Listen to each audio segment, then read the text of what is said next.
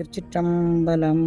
மூர்த்தி தலம் தீர்த்தம் முறையாய்த் தொடங்கினர்க்கு வார்த்தை சொல்லச் சற்குருவும் வாய்க்கும் பராபரமே என்று தாய்மானவர் வழிகாட்டுதலோடு அன்னையின் காசி யாத்திரை அமைந்திருக்கிறது. முதலில் அயோத்தி வாழ் வீர சத்திரிய பரம்பரையில் அவதரித்து தர்ம வழியில் வாழ்ந்து காட்டிய சூரிய வம்சத்தின் குலதெய்வம் ஸ்ரீராமரின் திருவடியை தரிசிக்கிறோம். நமது சனாதன தர்மத்தில் காசி யாத்திரை ஒரு ஆணிவேராக உள்ளது. பிரயாகையில் முண்டம், காசியில் தண்டம், கயையில் பிண்டம் என்று நம்முடைய சம்பிரதாயம் குறிப்பிடுகின்றது. அலகாபாத் அதாவது தேவ பிரயாகையில் கங்கை, யமுனை, சரஸ்வதி என்ற நதிகள் சங்கமிக்கும் திருவேணியில் நீராடியவன் வேணிதானம் கர்மகாரியம் செய்கிறோம். அதன்பின் காசியில் உள்ள கங்கையில் நீராடி சிரார்த்தம் தானம் செய்து விஸ்வநாதரை தரிசிக்கிறோம். அன்னை அவர்கள் தவச்சாலையில் நிகழ்த்தும் மாதாந்திர பௌர்ணமி யாகம் இம்முறையில் காசியில் நடக்க இருக்கிறது. நவம்பர் 5 கங்கை நதிக்கரையில் உலக நன்மைக்காக வேண்டி அகண்ட பாரதம் அமைய சங்கல்பம் மற்றும் வேல்மாறல் யாகம் நடக்கும். மேலும் நமது அகப்பகை மற்றும் புறப்பகையை மறக்கச் செய்து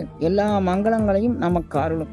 காசியிலிருந்து 10 கிலோமீட்டர் தொலைவில் உள்ள சாரநாத் கோயில் புத்தர் ஞானம் பெற்ற அந்த இடத்தை நம்ம தரிசிக்க போகிறோம். இந்த மனநிறைவோடு கயா செல்கிறோம். அங்கு முன்னோருக்கு திதி தர்ப்பணம் செய்து பிண்டமிட்டு வழிபடுகிறோம். இதன்பின் நாம் அனைவரும் கல்கத்தாவை நோக்கி பயணிக்கிறோம். அங்கு வேலூர் மடத்தில் சுவாமி விவேகானந்தர், ராமகிருஷ்ண பரமஹம்சர் மற்றும் சாரதாதேவி அம்மையார் அவர்கள் ஆற்றிய சமுதாய தொண்டை உணரும் வண்ணம் அவர்களின் சுவாசத்தை உள்வாங்கி தியான பயிற்சியில் ஈடுபடுகிறோம். மேலும் ராமகிருஷ்ண பரமஹம்சர் வணங்கிய காளிதேவியின் திருவடியை தரிசிக்கிறோம். இதற்கு அடுத்ததாக புண்ணிய பூமியான ஜெகநாதர் கோயில் அமைந்திருக்கும் பூரி நகரை நோக்கி நாம் பயணிக்கிறோம். ஸ்ரீ ஜெகநாதர் திருவடியை தரிசனம் செய்துவிட்டு நிறைவாக ராமேஸ்வரம் நோக்கி நாம் பயணிக்கிறோம். ராமேஸ்வரம் ராமநாத சுவாமி தரிசனம் மற்றும் தனுஷ்கோடியில் அனுமன் சுவாமிகள் ஸ்ரீ ராமருக்கு அமைத்த ராமபாலத்தின் தொடக்கத்துக்கு சென்று எது எமை பணிகொடுமாறு அது கேட்போம் என்று நாமும் வேண்டிக் கொள்கிறோம். இந்த யாத்திரையின் மூலம் நம்மை குரு அருளுக்கும் திரு அருளுக்கும் உகந்த பாத்திரமாக மாற்றி எந்நாளும் இன்பமே என்று வாழ நாம் அனைவரும் பங்கு பெற்று பலனடைவோம்.